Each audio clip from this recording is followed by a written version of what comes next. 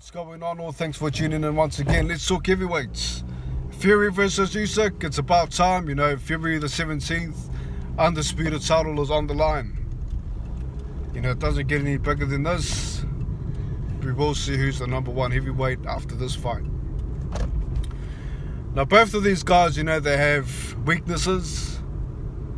We've seen it with Usyk, those body shots. Definitely slow him down, definitely stops him in his tracks.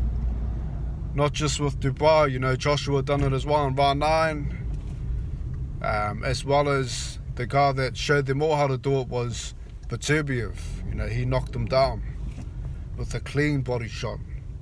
I know the Dubois fight, there's a lot of controversial opinions on it. People think it was clean, people think it wasn't, but we have seen Usyk being hurt from body shots before. With Fury, he got dropped from an MMA guy on his pro debut, Francis Ngannou. And the shot wasn't even clean, it was basically a shot that was first struck on the shoulder and then it basically went from the shoulder to the head, So it wasn't even a clean shot. Got dropped from Ngannou, got dropped from Cunningham. Also, obviously, got dropped from Wilder, 4 times. So both of these guys have got weaknesses. Fury's weaknesses is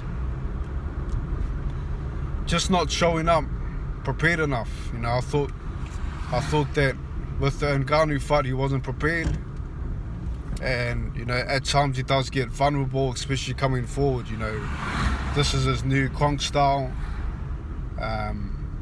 We see him just throwing himself forward at times, and then getting caught on the way in.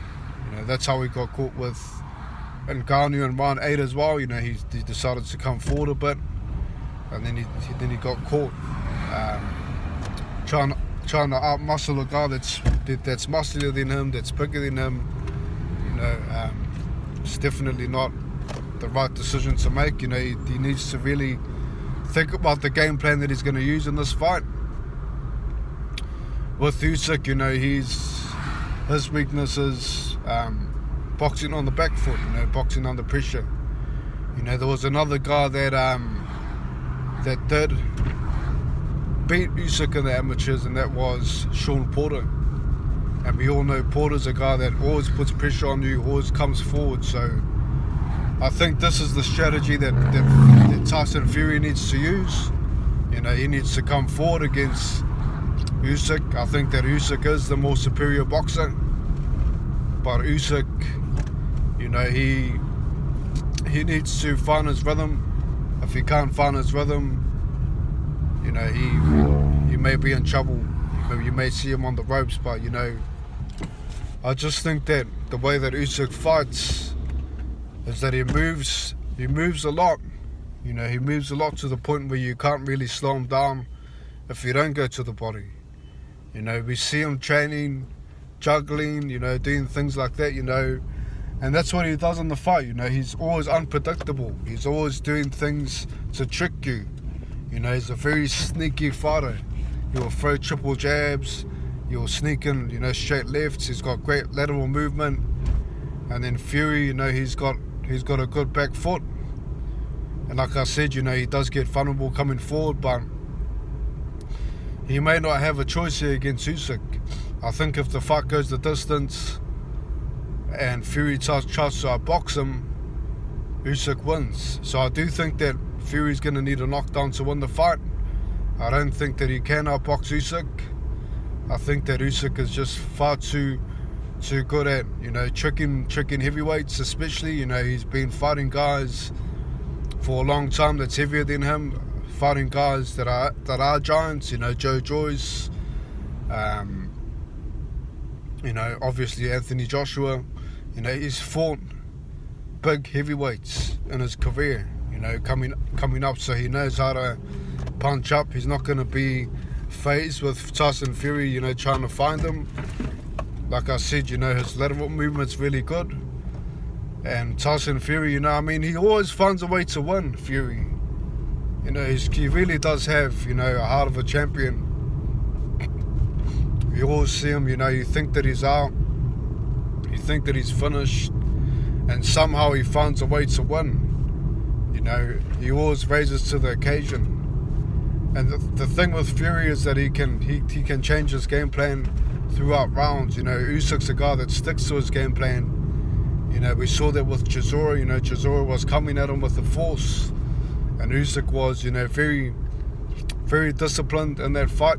Stuck to his game plan, and that's basically to move and to hit. Always moving around. He doesn't really, set his punches down in terms of, he doesn't really try to commit to just one punch. He doesn't try to commit to one knockout punch or a signature punch. He's a guy that can hurt you with any punch, but, doesn't really have the power of Anthony Joshua, but has enough power to, get heavyweights respect. He did drop Tony Bellew, he did beat Daniel Dubois, by stoppage. He did almost knock out Joshua in the 12th round. And the thing about both of these guys, that they are both fighters that don't really get tired in the second half of the fight. They're fighters that really come strong at the end of the fight. So it's gonna definitely be a case of who wants it more, and most importantly, it's gonna come down to Tyson Fury's game plan. He's got to go to the body. He has to clinch and use his weight. Fury's really good at that. Using his weight, wearing guys down, and clinching and hitting. A lot of heavyweights don't do that. Anthony Joshua, we don't see him clinching and hitting. Obviously Wilder, we don't see that. We don't see guys really leaning and using their weight. Like Tyson Fury does. He does use everything that he has to get the win. Usyk, like I said, his lateral movement's great. As long as he can stay away from the ropes, and try to stay away from the clinches, and just move around, and establish his jab, get his rhythm going, he's going to be very hard to stop. So I don't really know what to expect in this fight in terms of who's going to win. I think that Fury may start on the back foot. I may be wrong, but if he does start on the back foot, I think that he will change his game plan. Because I think Usyk will outbox him if he does box on the back foot, even though he's got the reach. He's challenging a crafty southpaw. So can Usyk handle the pressure of Tyson Fury, a guy that's going to use his weight, a guy that's going to clinch him? There's a lot to see here. We haven't seen Oleksandr Usyk tested like that before. Oleksandr Usyk's a guy that he always, like I say, he's a very crafty, sneaky boxer. He always finds a way to land that straight left. He always finds a way to, establish his jab, throw hooks around the side. He always finds his target. So if they're deep inside the pocket, who knows if he can punch his way out of a Tyson Fury clinch, if Fury's going to use his weight. I believe that Fury needs to use his weight, especially first half of the fight. He needs to wear down Usyk. If he's unable to wear him down, I think that Usyk's going to win.